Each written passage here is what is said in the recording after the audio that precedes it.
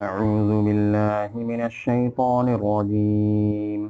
بسم الله الرحمن الرحيم.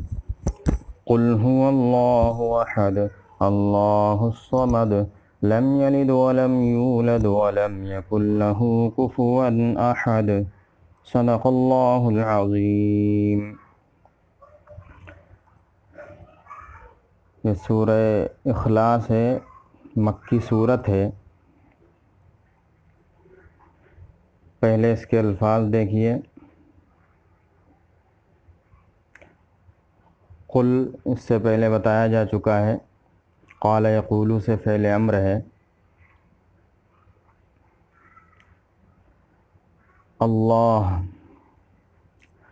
اللہ کے معنی ہے سچا اور حقیقی معبود۔ یہ اللہ تعالیٰ کا ذاتی نام ہے جو الہ سے مشتق ہے، جس کے معنی معبود کے ہیں۔ پھر اللہ کو ایسی ذات کا علم بنا دیا گیا جو ذات واجب الوجود ہے اور تمام صفات کمالیہ کو جامع ہے۔ اللہ تبارک و تعالی کا یہ نام اللہ کسی اور کا نام رکھنا جائز نہیں ہے۔ اس کے ساتھ عبد وغیرہ لگا کے رکھ سکتے ہیں، عبداللہ، عبید اللہ وغیرہ۔ احد کے معنی ایک، اس کی جمع آحاد ہے، لیکن اللہ تبارک و تعالیٰ کا یہ نام ہے صفاتی،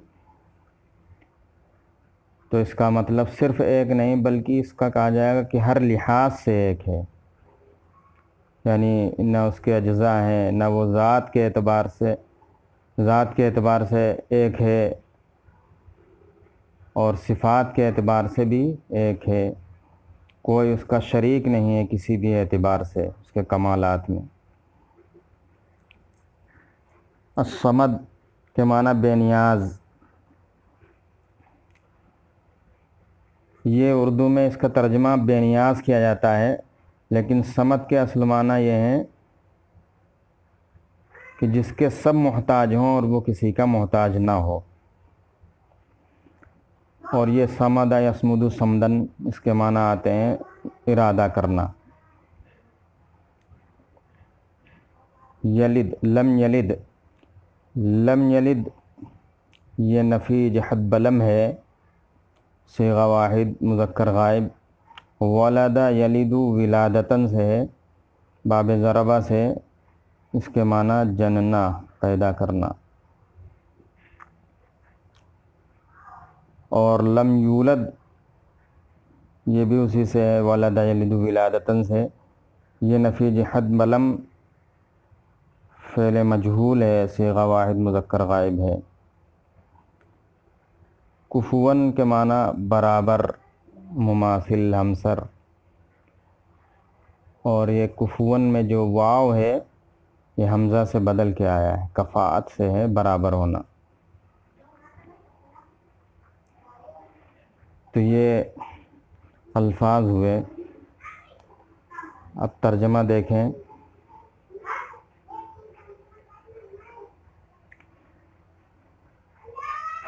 قل هو اللہ احد، آپ کہہ دیجئے، آپ ان لوگوں سے کہہ دیجئے کہ وہ یعنی اللہ ایک ہے، اللہ ہر لحاظ سے ایک ہے، یعنی اپنی کمال ذات و صفات میں ایک ہے۔ اللہ ایسا ہے، ایسا بے نیاز ہے کہ وہ کسی کا محتاج نہیں اور اس کے سب محتاج ہیں۔ یہ اللہ الصمد کا ترجمہ، اللہ بے نیاز ہے، یعنی اللہ ایسا بے نیاز ہے کہ وہ کسی کا محتاج نہیں اور سب اس کے محتاج ہیں۔ لم یلد، اس نے کسی کو جنا نہیں، یعنی اس کی کوئی اولاد نہیں۔ ولم یولد، اور نہ وہ جنا گیا، یعنی وہ کسی کی اولاد نہیں، اور نہ کوئی اس کے برابر کا ہے۔ اب ترکیب دیکھیے۔ قل جملہ انشائیہ ہے جیسا کہ پہلے بھی آ چکا، قول ہو جائے گا، اور هو اللہ احد آخر تک یہ مقولہ ہے، محل کے اعتبار سے منصوب ہے۔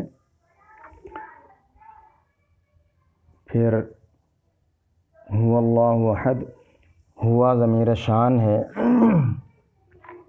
جس کا کوئی مرجع نہیں ہوتا، اور آگے آنے والا جملہ اس کی تفسیر ہوتا ہے۔ اللہ احد، تو ہوا مبتدا ہے، ضمیر شان اللہ مبتدا ثانی ہے، احد خبر ہے، پھر مبتدا خبر مل کر جملہ اسمیہ خبریہ ہو کر پھر خبر ہے ہوا کی، خبر اول۔ اس کے بعد اللہ الصمد، یہ خبر ثانی ہے۔ لم یلد ولم یولد، لم یلد فعل بفاعل، جملہ فعلیہ خبریہ ہو کر معطوف علیہ، ولم یولد یہ معطوف علیہ معطوف ہے، ولم یکن لہ کفوا احد یہ معطوف ہے، اور اس میں لہو کفون سے متعلق ہے، اور کفون خبر ہے لم یکن کی، اور احد اس کا اسم ہے۔ تو لم یکن فعل ناقص اپنے اسم و خبر سے مل کر جملہ فعلیہ خبریہ ہو کر پھر معطوف ہے، معطوف علیہ اپنے تمام معطوفات سے مل کر یہ خبر ثالث ہے ہوا کی۔ ایک ترکیب تو یہ ہو گئی، اور ایک ترکیب یہ ہے کہ ہوا کا مرجع مان لیا جائے الالہ، جیسا کہ مشرکین نے نبی اکرم صلی اللہ علیہ وسلم سے سوال کیا تھا کہ آپ اپنے معبود کا تعارف کرائیے، تو ان کے سوال میں جو الہ موجود تھا اس الہ کو مرجع مان لیا جائے تو یہ ہوا مبتدا ہو جائے گا، اور اللہ خبر، یعنی معبود کون ہے تو وہ اللہ ہے، ایک ہے، تو پھر احد جو ہے خبر ثانی ہو جائے گا، ہوا مبتدا، اللہ خبر اول، اور احد خبر ثانی۔ پھر اللہ الصمد، یہ جملہ مستانفہ ہے، اللہ مبتدا ہے، الصمد خبر ہے، پھر لم یلد ولم یولد معطوف علیہ اور معطوف، ولم یکن لہ کفوا احد یہ بھی معطوف، یہ سب عطف ہو کر تینوں پھر یہ خبر ثانی ہے اللہ کی۔ پھر اللہ الصمد اپنی خبر اول اور لم یلد ولم یولد ولم یکن لہ کفوا احد خبر ثانی سے مل کر جملہ اسمیہ خبریہ ہو جائے گا۔ سارے کے سارے مل کے یہ قول ہی کی جگہ میں ہیں، تو محلاً یہ سب منصوب ہوں گے، ویسے مرفوع ہیں لفظ کے اعتبار سے۔ تو قل هو اللہ، قل قول اپنے مقولے سے مل کر جملہ فعلیہ انشائیہ ہوا۔ اب اس کے بارے میں مختصر سی باتیں، اس سورت کا شان نزول یہ ہے کہ یہ سورت ان لوگوں کے مشرکین مکہ نے آپ صلی اللہ علیہ وسلم سے سوال کیا تھا کہ آپ اپنے رب کا وصف بیان کیجئے، اس کا حسب و نسب بیان کیجئے، تو اللہ رب العزت نے یہ سورت نازل فرمائی اور آپ صلی اللہ علیہ وسلم نے یہ بیان فرمایا، ان کو سنایا۔ اس سورت میں خالص توحید کا بیان ہے، اسی وجہ سے اس کو سورہ اخلاص بھی کہا جاتا ہے۔ اس سورت میں رد ہے ان کا بھی جو منکر ہیں توحید کے، توحید کو نہیں مانتے۔ اللہ نے فرمایا کہ اللہ ایک ہے، اور اسی طریقے سے ان کا بھی رد ہے جو واجب الوجود کا انکار کرتے ہیں۔ تو جب ایک اللہ ہے وہی واجب الوجود ہے، یعنی اس کا وجود ایسا ہے جو کبھی جدا نہیں ہوتا، اور اللہ الصمد، یہاں سے اللہ تعالیٰ کی اللہ الصمد یہ ایسی صفت بیان فرمائی ہے کہ اس میں سارے کے سارے لوگ اس کے محتاج ہیں۔ یہ بیان ہوا ہے کہ اللہ بے نیاز ہے، یعنی اس کو کسی کی ضرورت نہیں۔